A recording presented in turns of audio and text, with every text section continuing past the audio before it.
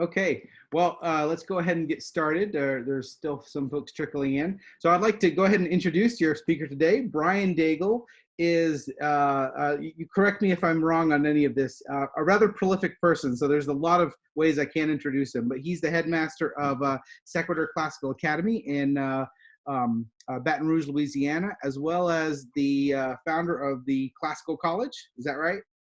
Yeah, that's right. Okay.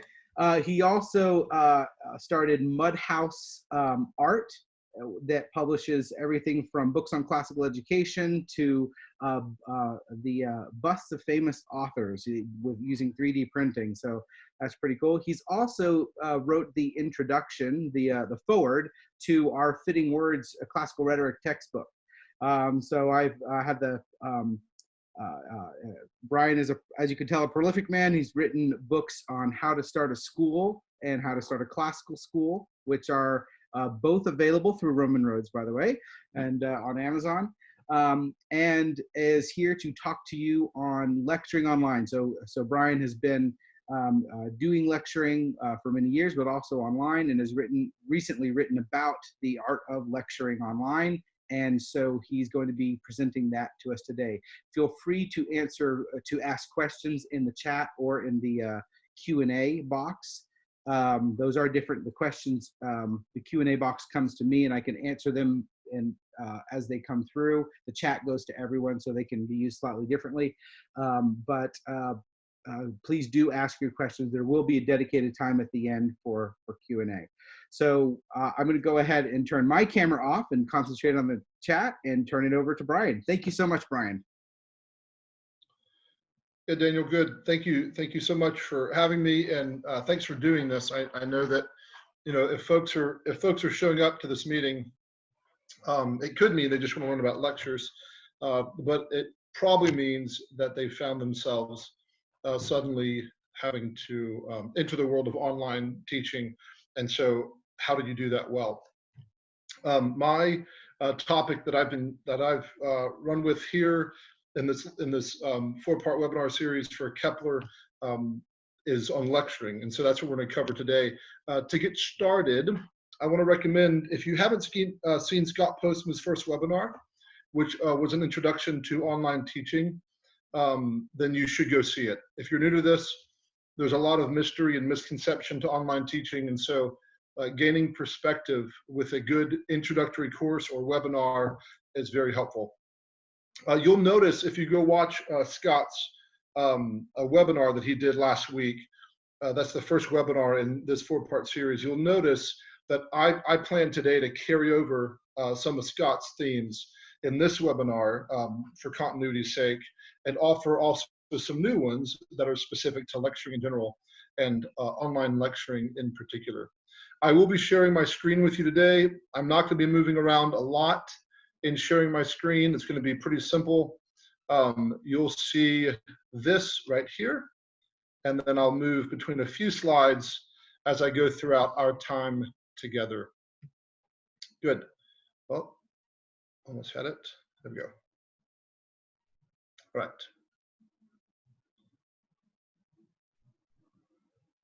Do this. That's better.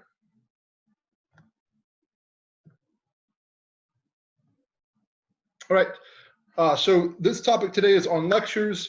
I plan to spend about 30 to 40 minutes on this topic, and then we're going to have some time for Q&A at the end.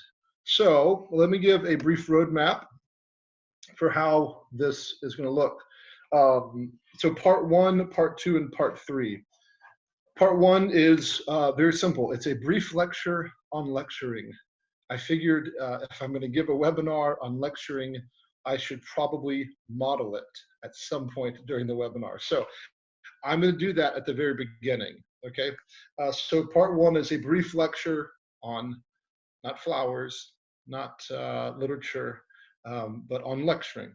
Part 2 is going to be the anatomy of a healthy lecture. So part 1 is me giving a lecture. Part 2 is me talking about how one comes up with a lecture, delivers it, and then follows up with it. So that'll be more critical in the formal sense. Part 2 will be, and then part 3 is Q&A. question and answer. I have some questions I've already put together that I've received or that have come to me over the years on lecturing. I will answer those first, and then we're going to do an open time of Q&A. All of my notes I can make available to you. I can make available to Kepler. I can type this up more formally. I'm happy to do it. There's a lot I'm not going to cover because of the time commitment and a lot of time that we have. So just know that you can email me either at Sequitur. If you go to sequiturbr.com, kind of like non sequitur, but sequiturbr.com, or if you go to classicalcollege.com, you can email me both of those, and I'm happy to set up a meeting with you or share my notes. Okay. All right. So let's get started on part one, which is a brief lecture on lecturing. To get started, you will need a few things next to you, my friends. You will need a sheet of paper and a pen. I'm gonna give you just a quick moment to do that, okay, for part one. You'll need a sheet of paper and a pen, so go ahead and do that. Again, there will be time for Q&A at the end of this webinar, so as I give this lecture right now in the first part, I ask that you write down your questions to your lectures, or to the lecture, any lecture notes you have, write down your questions on your sheet of paper, and then we'll have time to get there at the end.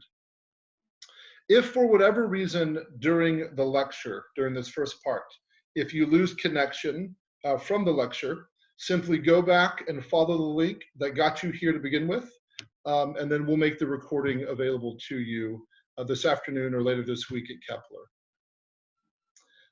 If there is time during the lecture when I need you to focus on the screen, then I will let you know. Okay, if I share something and I need you to focus on that during the lecture, then I'll let you know. Other than that, it'll be this particular screen and then my face on the top right. I might interchange a little bit, but it won't be too complex for us.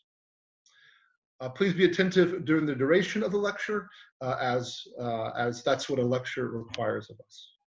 The question that I plan to cover during this lecture is, what is a lecture and why is it important? That's what I want to help us answer during this first part. What is a lecture and why is it important? Do me a favor, go ahead before I begin and write that question on your sheet of paper. What is a lecture and why is it important?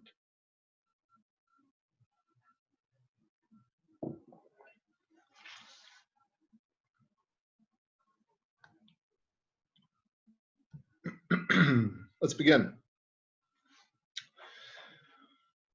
My dad just lectured me for an hour, says the teenage girl to her friend, rolling her eyes and following it with a defiant grunt. It's just like 2 hours of the professor lecturing, really, says the college freshman, who justifies missing the 200-student introductory course because he goes unseen anyways. Don't lecture me about bad habits when you still haven't learned to make the toilet paper face the right way, says the wife, whose husband has decided right before dinner was the right time to give his talking points about the pile of laundry on the sofa. The word lecture can get a bad rap these days. The 3 examples I just gave are examples when lecturing doesn't seem to be all that profitable. And so if we as educators are going to think rightly of lecturing, if we are going to have our students think rightly of lecturing, then we need to think deeply about what a lecture is and why they are important for the formation of our students. Our teaching should always be sacrificial. And that means the method by which we choose to teach should always be sacrificial. What I mean by this is that of all the teaching methods or modes, lecturing can easily become the most self-centered, the most focused on what the speaker knows, so sometimes with little reference or follow-up to how the other person has heard the lecture or responded or what the listener has caught. And so from the very outset, I want to encourage us to think differently about lecturing. Lecturing is not about what the speaker knows or how smart the speaker is, or the speaker finally having a platform to say what they've been meaning to say. A great academic lecture is actually about listening, not about speaking. If we can catch this principle, our lectures will be purposeful, engaging, vivid, and impactful. So what's the deal with listening? Perhaps the least popular and least well-known of the 5 academic competencies, listening is an incredibly important skill and gift to mature in our students. A man who does not listen well will struggle to maintain healthy relationships, participate in meaningful dialogue, and grow in intellectual acumen. Authority figures will lose confidence in them, and subordinates will not maintain a high level of respect for a man or woman who does not listen well. Listening does not mean the mere hearing of sounds. Listening includes humility, consideration, discernment, patience, acting neighborly, learning, focus, and stillness. It includes seeking to understand before being understood. Being a good listener must be prized once again in our schools if we intend for our children to be educated now and become lifelong learners. Writing in 1983, Mortimer Adler says this, and I've provided for you the quote on your screen. This is from his book, How to Speak, How to Listen. It's a follow-up from his great book, How to Read a Book. Here's what he says. How utterly amazing is the general assumption that the ability to listen well is a natural gift for which no training is required. How extraordinary is the fact that no effort is made anywhere in the whole educational process to help individuals learn how to listen well, at least well enough to close the circuit and make speech effective as a means of communication. Widespread and indignant are the complaints about the level of skill that our school and college graduates attain in writing and reading. There are few, if any, complaints voiced about the level of skill that they attain in speaking and listening. Yet, however low the level of writing and reading is today among those who have the advantages of 12 or more years of schooling, much lower still is the level of skill in speaking that most people possess. And lowest of all is skill in listening.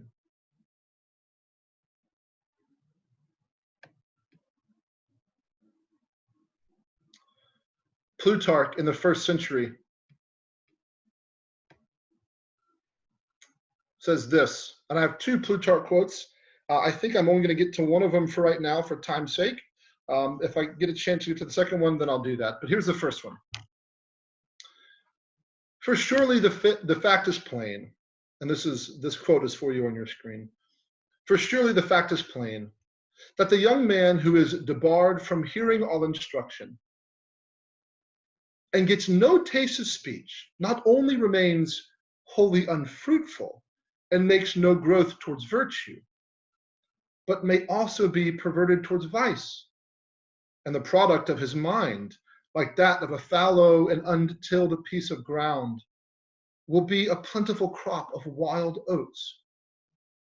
For if the impulses towards pleasure and the feelings of suspicion towards hard work, which are not of external origin, nor imported products of the spoken word, but indigenous sources, as it were, of pestilent emotions and disorders without number, be allowed to continue unconstrained along their natural channels, and if they be not either removed or diverted another way through the agency of goodly discourse, thus putting the natural endowments in a fit condition, there is not one of the wild beasts but would be found more civilized than man.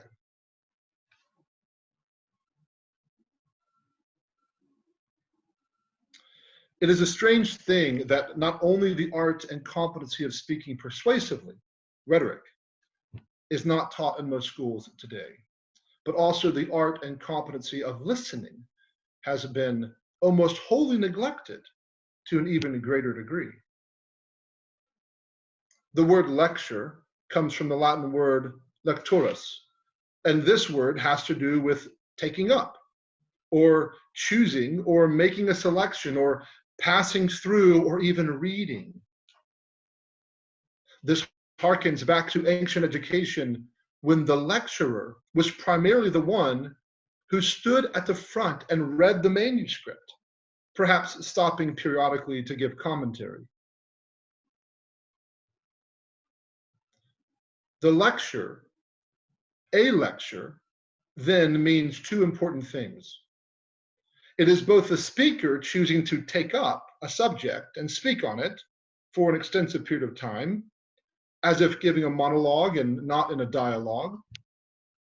And it is also the listener taking up the task of catching what the speaker will be delivering to him. The first part is understood, that of the speaker taking up a topic and delivering an extended monologue. That part's understood. When we think of someone lecturing, we think of someone speaking. However, what I want to put forth is that we should just as much, if not more so, think of the person listening. Our goal in lecturing, whether online or in person, should not be to fill up the time during an online course or 10 more minutes in class. And so I guess I'll just wax eloquent on that lecture that I have in my mind.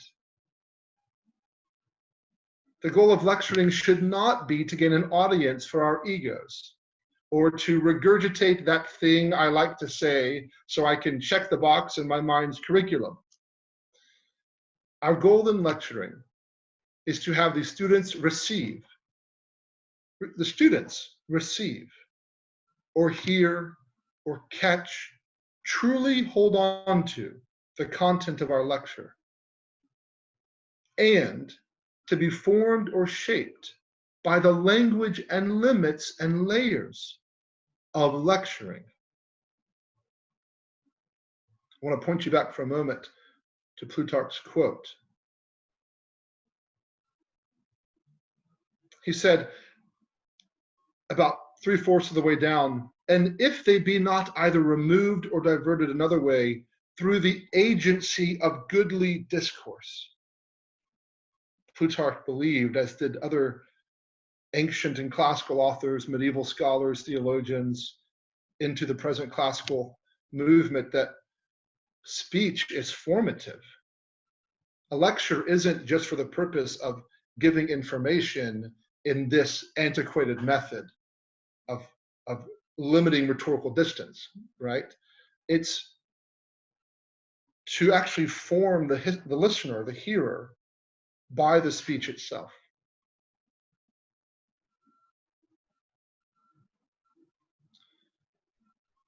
So one of the goals of lecturing is that our students would be formed and shaped by the language and limits and layers of lecturing. If we plan our lectures properly, if we structure our lectures strategically, and if we follow up our lectures faithfully, we will accomplish the double goal of lecture, that of a topic being taken up by a speaker so that it may be taken up and held securely by the listener. On your sheet of paper that I asked you to have at the beginning of this, I want you to take just a few minutes, and what I'm going to do, and I think Daniel's going to think this is just kosher, I'm going to play a little music for us. And again, I'm just going to give you about 3 or 4 minutes. And I want you to write down 5 bullet points 5 bullet points under that question that I asked you at the very beginning. And the question was this: what is a lecture and why is it important? What is a lecture and why is it important? Take 5 minutes, write down 5 bullet points to the question, and then we'll come back and continue with part 2 of our time together. I'll stay on the screen here, but you'll at least hear some music.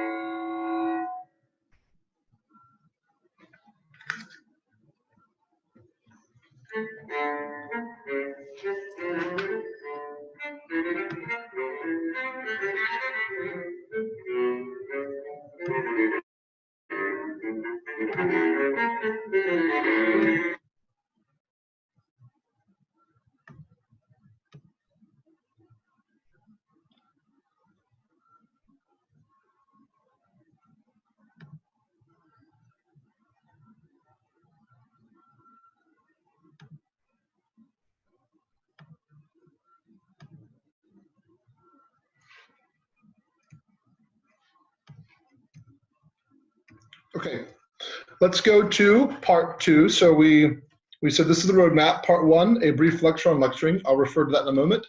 Part 2, the anatomy of a healthy lecture. Part 3, Q&A, and we'll see how much we can get through with the time that we have left before our Q&A time. Okay, so let's look at this portion. So the anatomy of a healthy lecture. I've given us 3 steps that I think are really important for the anatomy of healthy lecture. The first one is planning a lecture properly. Planning a lecture properly. The second one is structuring our lectures strategically.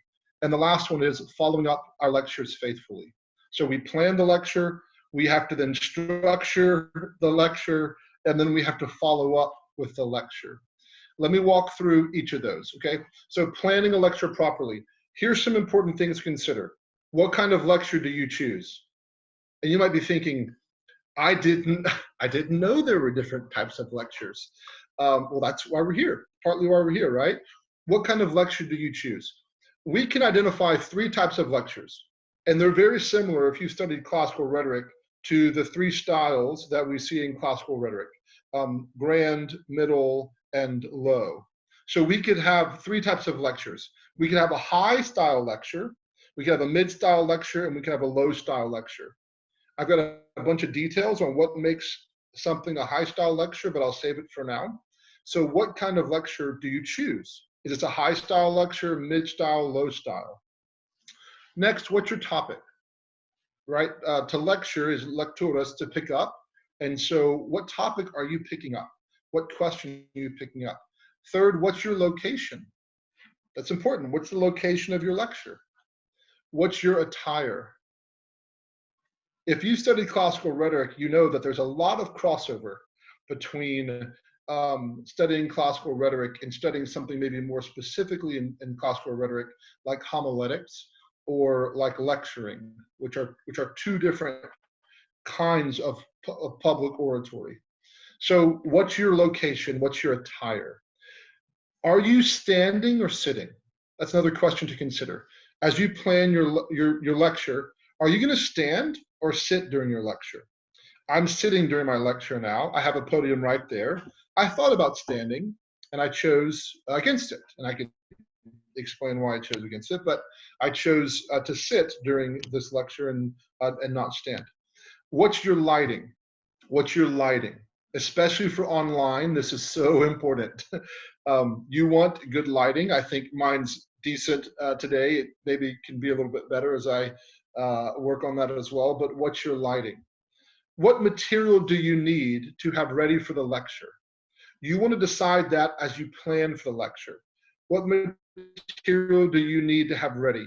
Especially for online lecturing, there are so many wonderful possibilities for how to utilize the platform.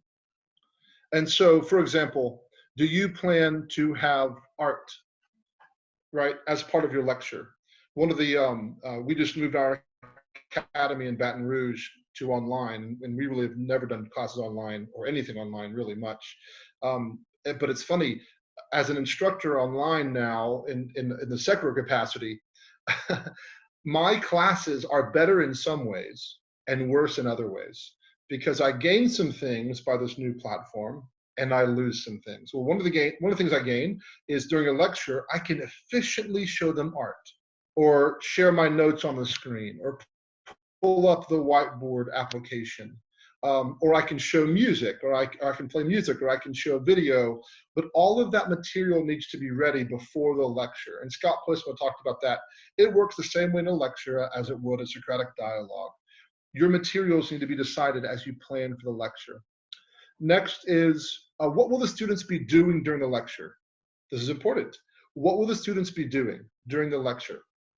You'll notice I asked you to do something during the lecture. There were things, and I'll get to this in a moment, that I call it priming the pump. Before I just began talking on the topic I love, I actually gave you direction on what I expected of the class or of the audience before I gave the lecture. Now, if a lecture is given, let's say at a sort of ceremony, then there are things that the audience knows to be doing, right? That talk will be given while dessert is served. Okay, so if it's a formal ceremony, which is a high lecture style, then probably most certainly the lecturer is not going to ask them to take out some notes and a pen and write down some things. But for online, you're going to be in this mid-style lecture to low-style lecture, usually hovering around mid-style lecture when you give a lecture to an online class or an online audience. And so you want to give some direction on what the students or the audience will be doing during the lecture. And I can share more details on what options are available and what makes for the best possible audience engagement participation. The ninth question on planning a lecture properly is, how will you ensure the students caught the lecture? How will you ensure the students caught are picking up lecturas, are picking up what you also have picked up? So for example, do you give them essential questions to answer? Hi students, I'll be giving a lecture today on the axial skeletal system. And so I've got 5 questions I'm going to want you to answer by the end of this lecture. Do you give them essential questions? Do you give tokens of listening? Are there things which you can look at which characterize a listening audience? Do you have a post-lecture discussion in class, later in the week? Do you have this next week? Do you have a post-lecture discussion where you can hear how well the students picked up from your lecture? Do you provide written or spoken response to the lecture?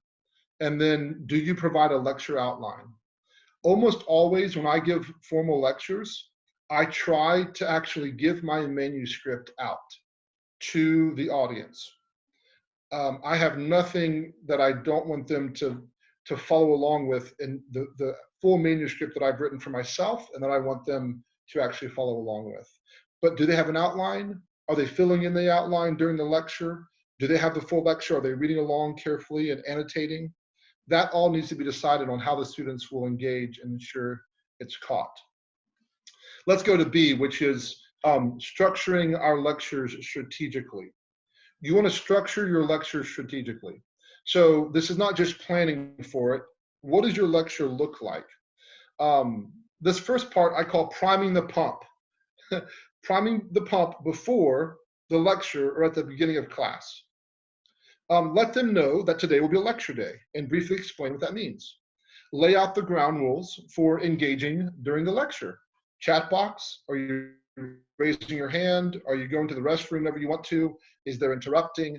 If you get kicked out of the lecture because your bandwidth doesn't work or something, how do you come back in? Notice I tried to prime the pump before I gave my lecture as an example of making sure that you tip the students off that this is about to be an extended time, 20, 30, 40, 50 minutes of a monologue. And there needs to be ground rules, especially for online, for how to engage. You can also help by priming the pump. The second part is mentally situating the students. Do you do that by leading with an essential question? You want to mentally situate the students for the lecture. So do you give them an essential question? Do you give them a term to think about, or do you give them a quote? Notice I chose an essential question. Those are really the kind of the three. You might have a visual as a fourth option, but mentally situating the students is to give them kind of one of these three, maybe four. Give them an essential question to think about during the lecture, give them a term or an idea to think about during the lecture, or give them a quote that will be expanded during the lecture. The third part is actually giving the lecture. Structuring your lecture strategically. The third part is giving the lecture. What do you use? There's three options. A full manuscript, an outline, or do you memorize it? Okay, when you give the lecture, do you use a full manuscript? Do you just use an outline, or do you memorize it? And then the last one is, what do the students hear or see? And by the way, there are pros and cons of those three sort of aids in your lecture: full manuscript, outline, and memorize it. And I can cover that in additional notes or something. And then what do the students hear or see? Are they seeing you the whole time? Are they seeing the screen the whole time? Are they seeing art that you're passing through? Are they seeing your lecture on the screen that they can read along with you? C, following up our lectures faithfully. You have two options. Well, you really have one option. You have to follow up your lecture faithfully. You must, and I'll explain why in a moment. You have two options if you plan to follow up your lecture faithfully. Either you follow up your lecture faithfully immediately, so right after the lecture, you have a time of discussion. And you can do this really beautifully online. That will be covered later on this week by Scott Postma. You can have a time right after the lecture, immediately follow up on the lecture. The other one is immediately. Immediately, without mediation, immediately with something in between. So you give the lecture, but you don't follow up immediately, you wait. And you can do that a few ways. In the homework, in future classes, or in a future lecture, okay? You can follow up faithfully, not right then in the same online class that you're teaching, but wait till next week. You just gave a lecture on lecturing. Maybe next week we're going to have a Socratic dialogue, or maybe next week we're going to have a Q&A and open discussion. You can follow up immediately things in the middle between when you gave the lecture and when you follow up. Here's why I say that following up is a necessity, not an option. Here it is. Look at what Adler says on your screen. When lecturing is not supplemented by a discussion, that helps the speaker make sure that the minds of the listeners have been reached and moved. And when listening is not supplemented by reading, in the absence of what can be accomplished by discussion, lecturing becomes the most ineffective form of teaching. I'm just going to read this again. When lecturing is not supplemented by discussion that helps the speaker make sure that the minds of the listeners have been reached and moved, and when listening is not supplemented by reading in the absence of what can be accomplished by discussion, lecturing becomes the most ineffective form of teaching. All right, Q&A. Let me read off some questions that I received or have thought of, and then we'll open up for general dialogue. This will take about 5 minutes for some questions that I've heard before or received before this webinar. What do you need for a great online lecture? Let's cover that question first. What do you need for a great online lecture? And I'll stop sharing this. Cut the rhetorical distance as much as I can. Good. What do you need for a great online lecture? First, you need a great lecture. Second, you need a lecture space that is enjoyable and appropriate and comfortable. Because the teacher's voice and video are the most important things, be aware of your background noises. Be aware of background visuals for you. Be aware of lighting and posture and appearance. All of those communicate something during your lecture. So have a great lecture. That's the most important. Have a good lecture space. The third is you need a good plan for how the class will run. I've already talked about that. The next is you need a comfort with the teaching platform that you plan to use. We're on Zoom today. We use Zoom at Sequitur. Zoom is just fantastic. They're not paying me for this promo.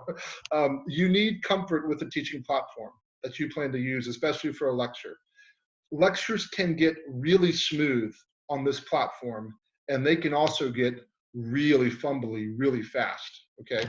So do your best to mitigate those things as much as you can control it. You also need a good video-centric platform that makes seeing you and seeing items you share easy and enjoyable. You also need a platform that makes sharing your screen easy, okay?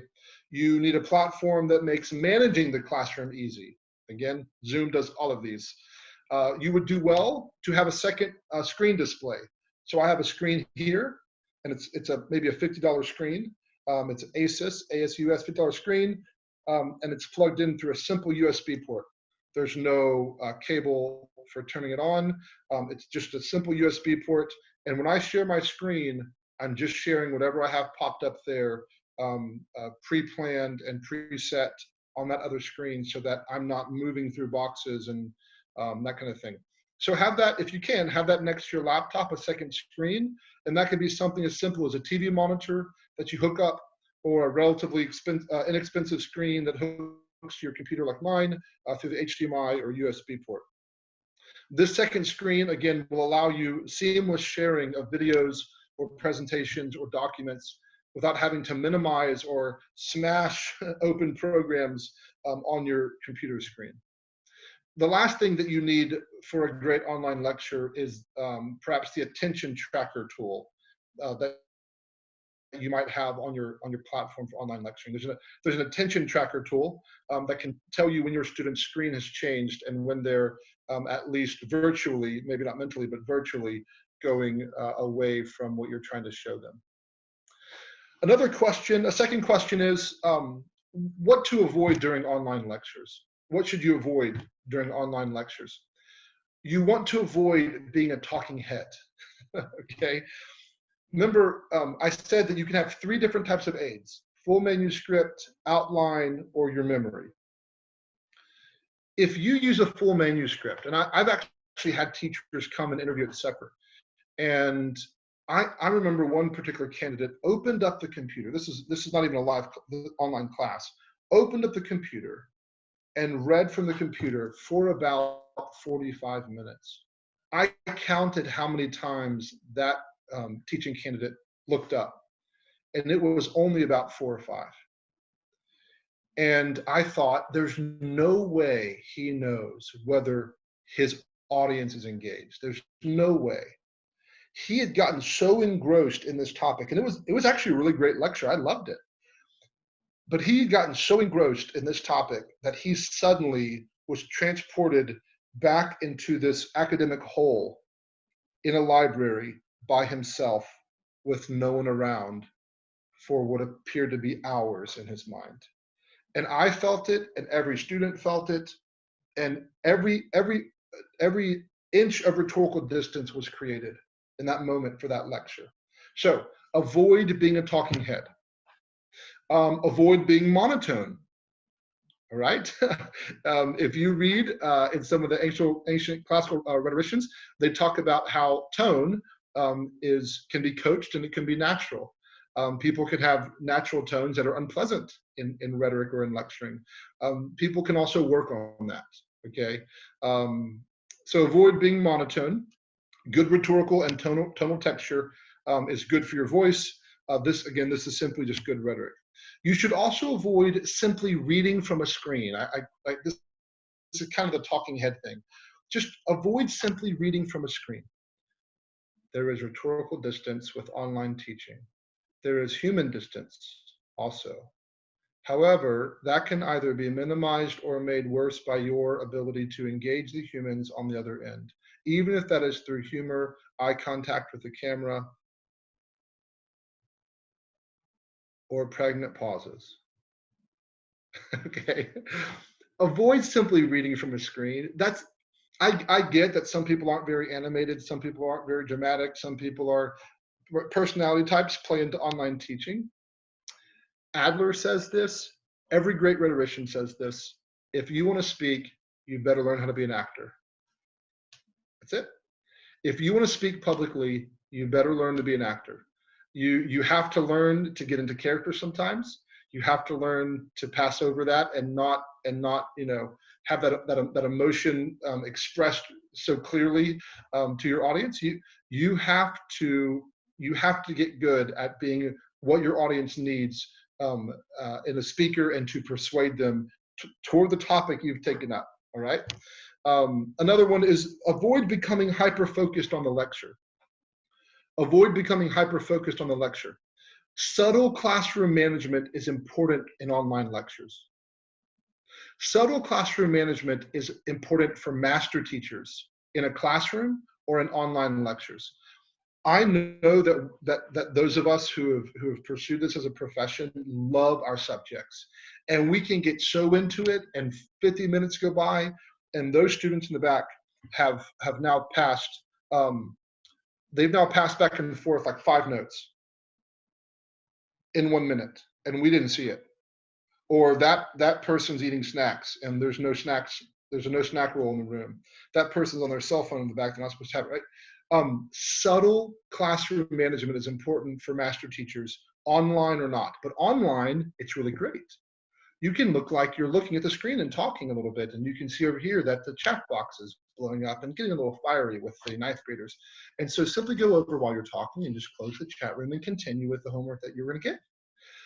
Subtle classroom management is important in online lectures, especially when you're lecturing for a continuation of time, making sure that you're able to provide proper attention where it's needed. Again, this is true for online and in person. Okay, good. Daniel, I'm assuming you are there, my friend. Those are the few questions I wanted to cover. I've got 1 or 2 more, but I'll hold those if the room is crickets for us today. Are you there, buddy? I am. Gregory Soderberg said, can you give some examples of tokens of listening? Yeah. Okay, that's really great. All right. I want you to think about if I'm in a conversation with you and you're talking and you ask a question I'm supposed to answer and I go, uh-huh, I'm not listening, right? My mind is not engaged because you just asked a question that's not a yes or no answer and I go, uh-huh, and you go, wait, what? So one is, am I mentally engaged? Am I tracking along with the things you picked up? Body language is important too. Body language, right? If I'm doing this and you're having a conversation with me, I'm not probably listening to you. Or if I am, this is just not communicating that at all. Others can be just simply not having distractions around, right? Having this in front of me is not a token of listening. This is a token of ignoring you. Okay. Those are a few. We could probably sit around and talk about some more, but online teaching especially, if you look at a screen and a kid's like this, and you're talking about something deep and serious, and they're like laughing and moving like this, and their eyes are bouncing around the screen, that is a token of not listening. And you can say, "Hey, Johnny," and I've done this before, "Johnny, could you just repeat back what I just said?" And they'll go,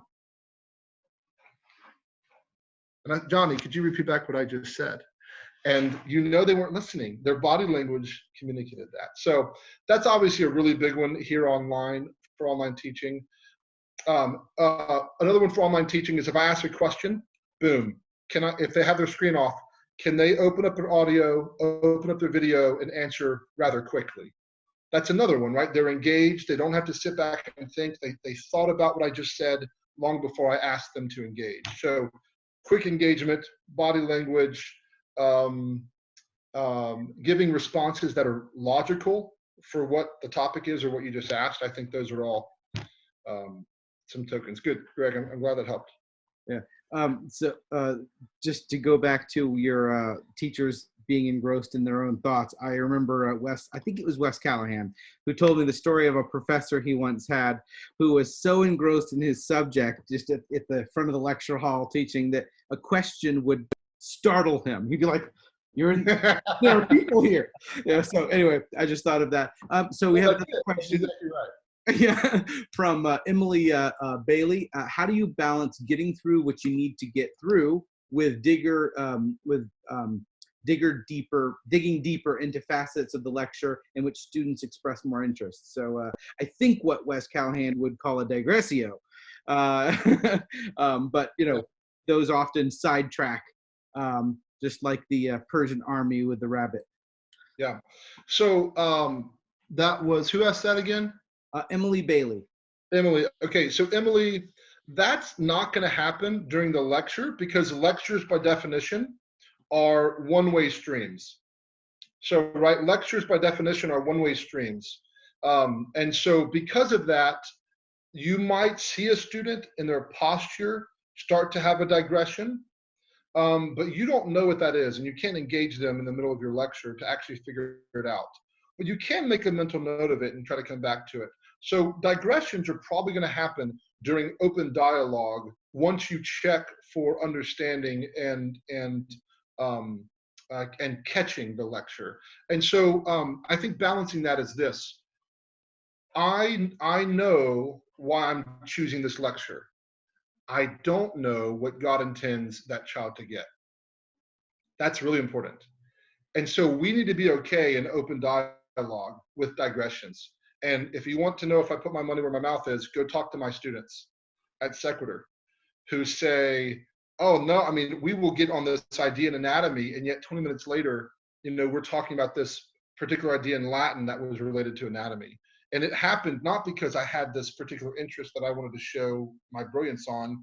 I actually ran with the student, perhaps where the Lord was taking them. And that's okay. That's actually an okay thing. And the other thing I think that's healthy is it allows them to see the broad landscape that all truths are related. And if I silo all that off and I go, no, stay on topic. I get stay on topic, and that's important for classroom management. But I think there is a healthy degree of allowance. So my short answer is, during the lecture, it's one way by definition. So there won't be any digressions, especially if I have a complete manuscript. And I'm going to take care of my mind to not digress during the formal lecture. But perhaps I would be okay with 50% digression, actually. If I have open dialogue at the end, I'm okay with 50% digression.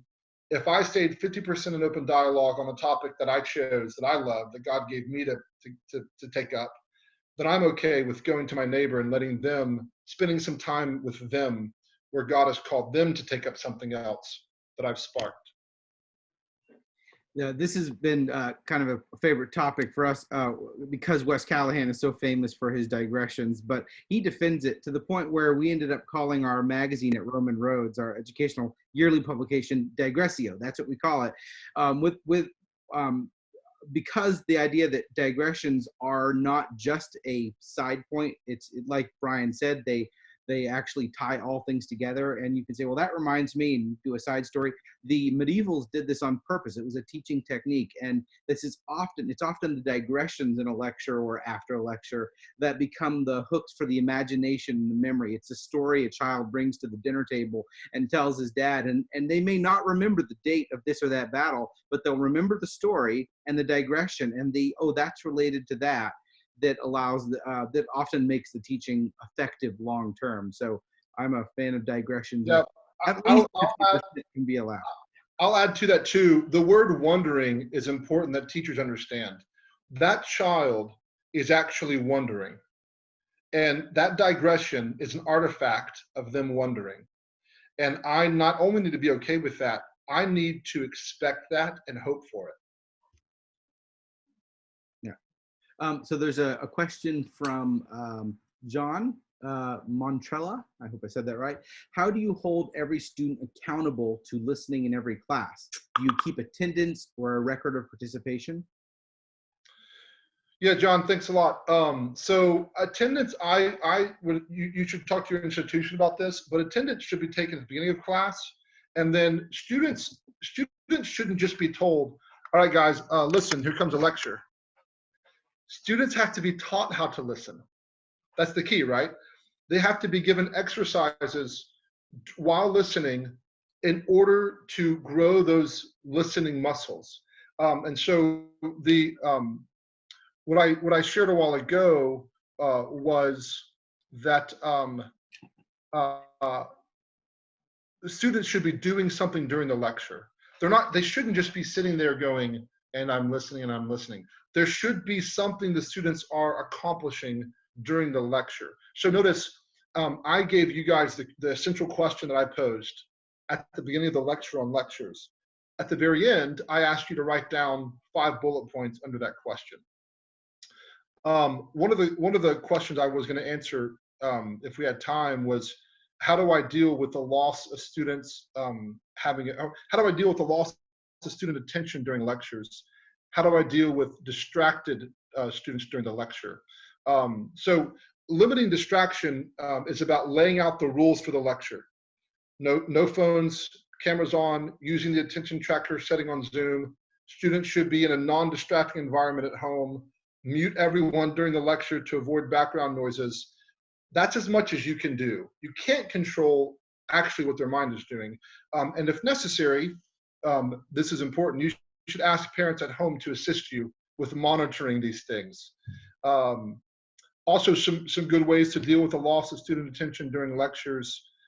A good plan goes a long way. A good lecture goes a long way. A good plan goes a long way. Lecture on interesting things.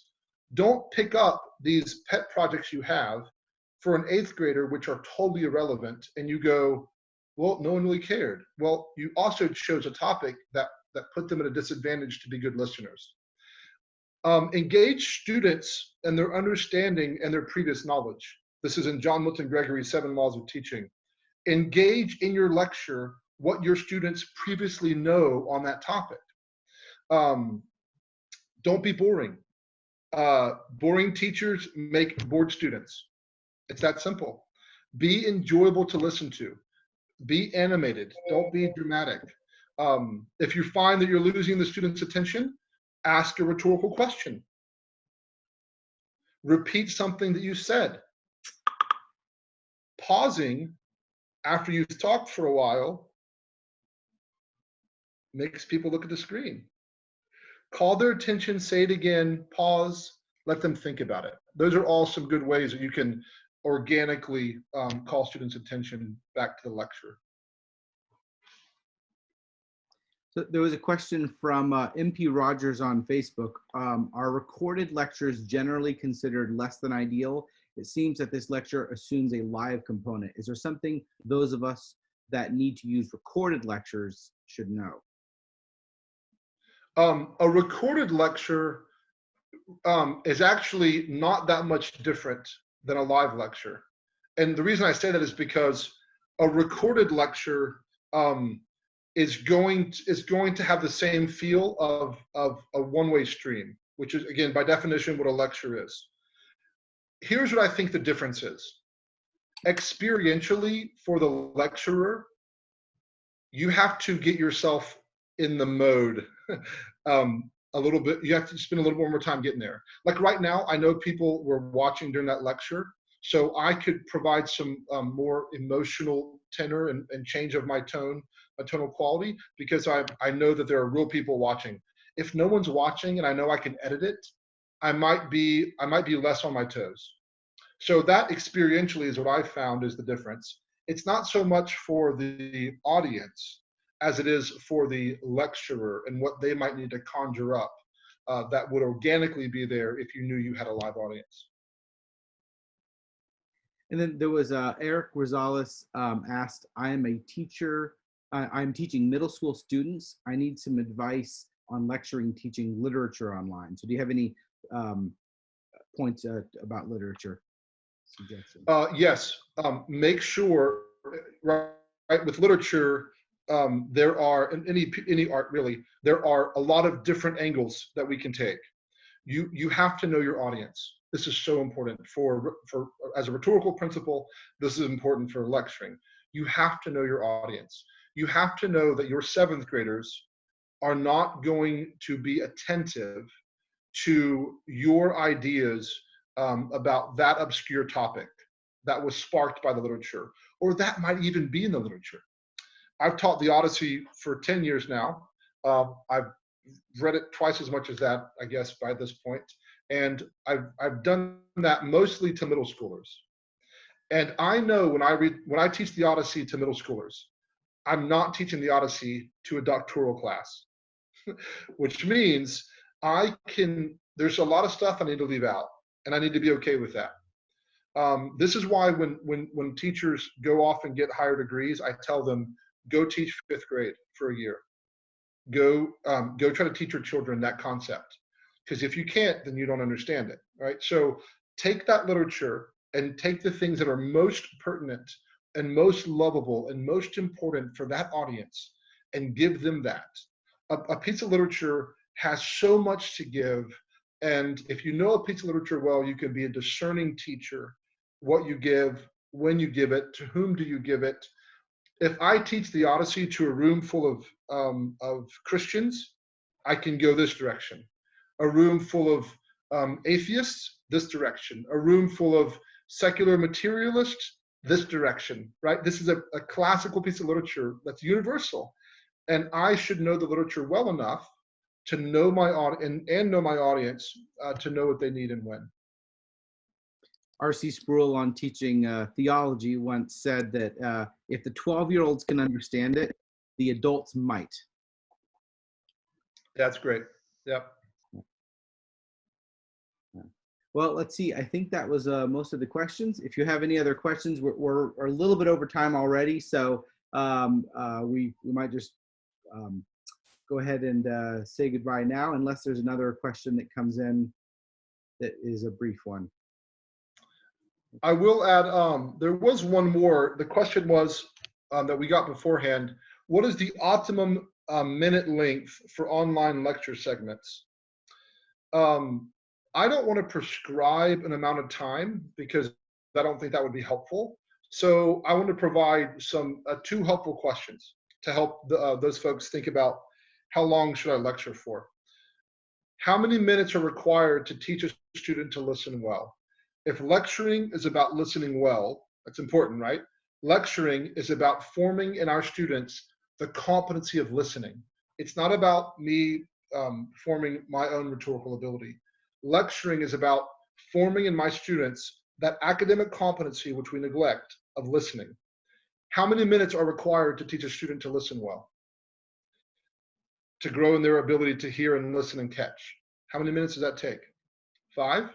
Then do a 5-minute lecture. 20? Then do a 20-minute lecture. 50? Then do a 15-minute lecture. And then second, what's your topic?